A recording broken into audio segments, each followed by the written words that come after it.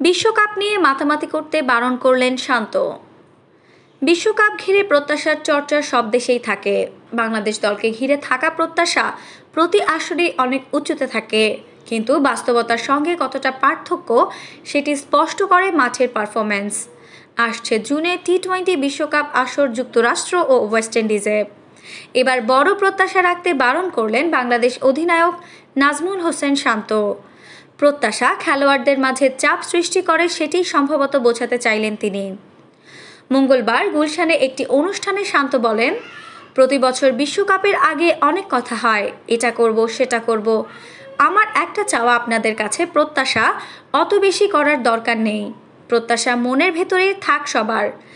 আপনারাও জানেন বাংলাদেশ টিম কি চায়, আমরা খেলোয়াড়রাও জানি দলটাকে কতদূর নিয়ে যেতে চাই। সবাই চায় অনেক বড় কিছু করি। এটা নিয়ে যখন খুব বেশি মাতামাতি হয়, আমার ব্যক্তিগতভাবে এটি ভালো লাগে না। ফলাফল যখন হবে অটোমেটিক বোঝা যাবে।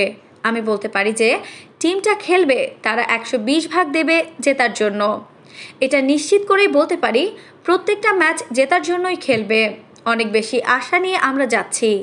প্রতি বছর প্রত্যেকটা ম্যাচ যখন খেলি অনেক আশা নিয়েই নামি, এবং আমরা যেটি পারি সেটি করারই চেষ্টা করি। প্রতি ম্যাচ জেতার জন্যই খেলবো। এবার একটু বেশি প্রত্যাশা করছি। আমার অনুরোধ, এগুলো নিয়ে যেন মাতামাতি না করি।